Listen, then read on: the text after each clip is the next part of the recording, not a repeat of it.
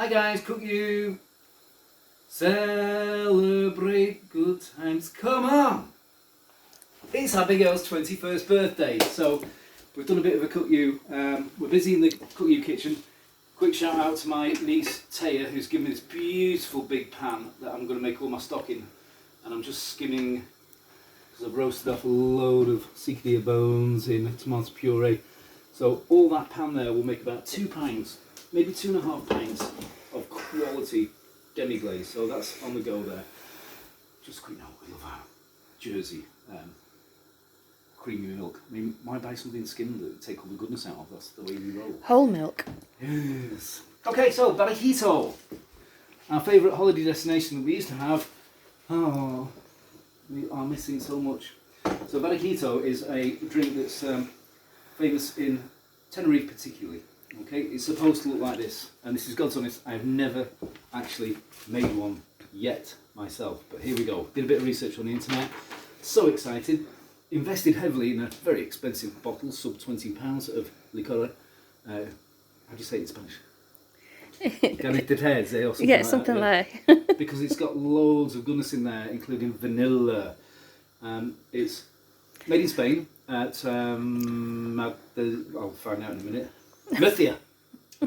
That's where it's made, but they use it in Tenerife to make this beautiful morning coffee. 43 spices and herbs. Yeah. Yes. So in the south of Tenerife, where it's rumoured this was created in a village called Villaflor at 4,000 feet up, which David Cryer and I have cycled up to. David Cryer actually went right over the volcano. What a dude. He raised £20,000 for buying a house when he did so. But when you get to the north of the island, they don't call it Barraquito, they call it Zaporco. Okay, so if you go to the capital or you go to Santa Cruz, they That call is it the capital. Zaporco. That's the way it rolls. Okay, it's delicious and sweet. And here we go. We're going to have a go. We did all the mise en place. We actually owned a tin of evaporated milk, but when we owned it, there was nothing inside. It must have evaporated.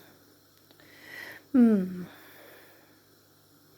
on. So we got another tin, and we found some in there. So we've got a bit of evaporated milk. So this is very dense and very heavy, so it goes in the very bottom of your Barraquito. So Sarah Dwyer,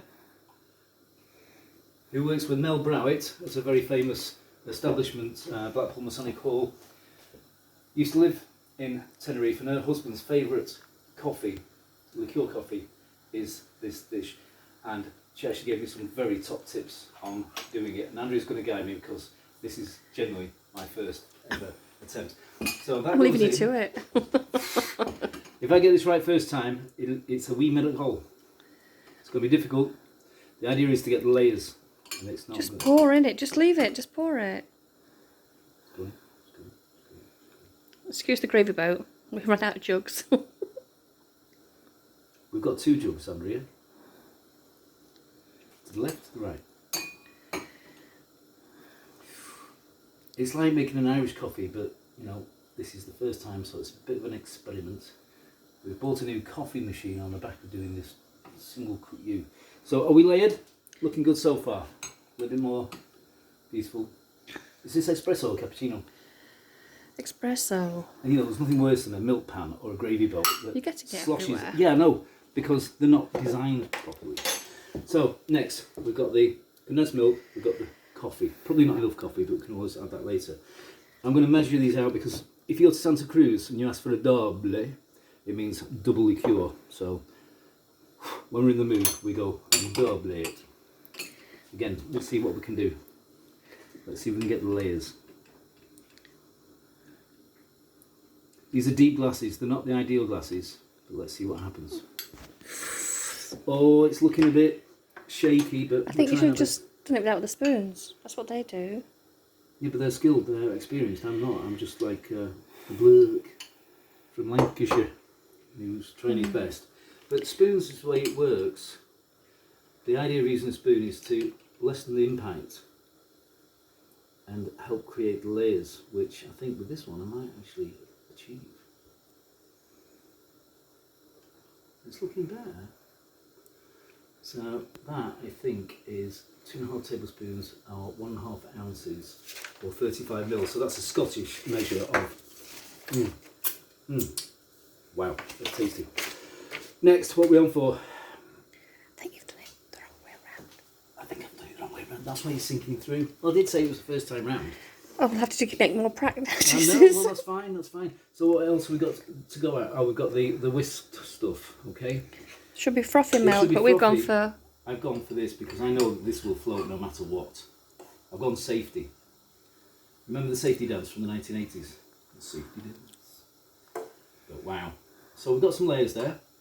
Should be 5 layers ultimately. That Mr. Smith has, or Chef Ian as some people call me, has experimented. Oh, yeah. Okay, so you finish it off this way. A little bit of fresh ground